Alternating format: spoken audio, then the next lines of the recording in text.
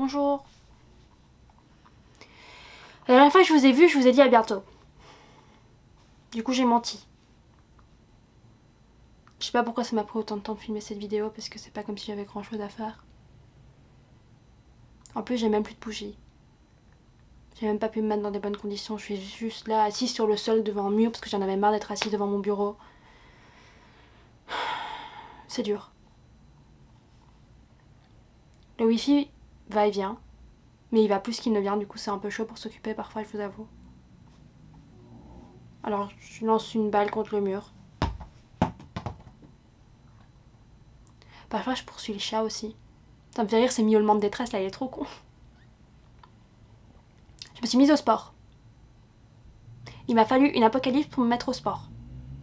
C'est-à-dire que quand je serai enfin devenue bonne, il y aura personne pour le voir. Génial.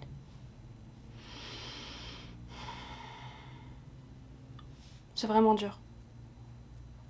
Je veux dire, dans The Walking Dead et tout, c'est comment ils arrivent à trouver le bonheur malgré le malheur qui est en train de leur tomber dessus. C'est con. C'est faux. C'est poétique aussi un peu, mais... Moi, je suis toute seule maintenant. Je vais vous raconter. La dernière fois qu'on s'est parlé, mon coloc était parti en courant, hors de l'appartement parce que le wifi avait coupé et qu'il avait paniqué.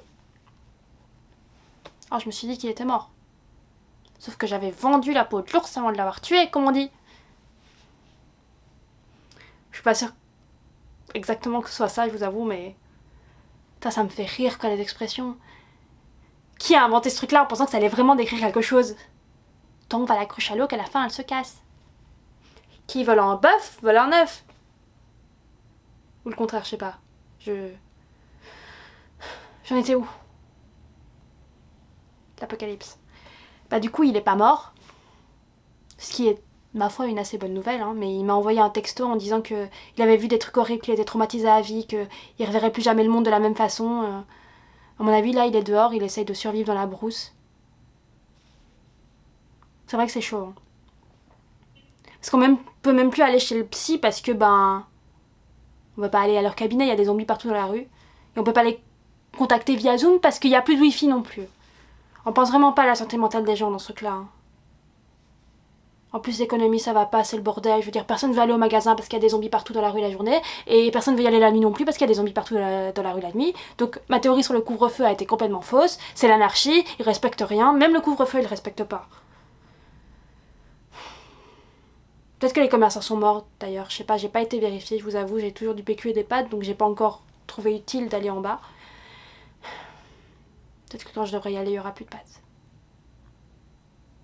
Putain, là, je serais vraiment dans la merde. Du coup, mon coloc il est parti, et mon autre coloc qui était en PLS dans le salon, elle a fini par se relever juste à temps pour voir le chat qui m'attaquait comme ça. Puis elle a rien dit, elle est partie. Je sais pas si elle est morte, je sais pas si elle a trouvé un groupe de survivants, j'en sais rien. Le fait est que je suis toute seule avec le chat. Dans les films, c'est comment ils arrivent à trouver un groupe de survivants et à construire une amitié intense et à s'entraider dans le truc qu'ils sont en train de vivre. Moi, j'ai pas ça. Remarque, c'est peut-être mieux comme ça, j'en sais rien, mais...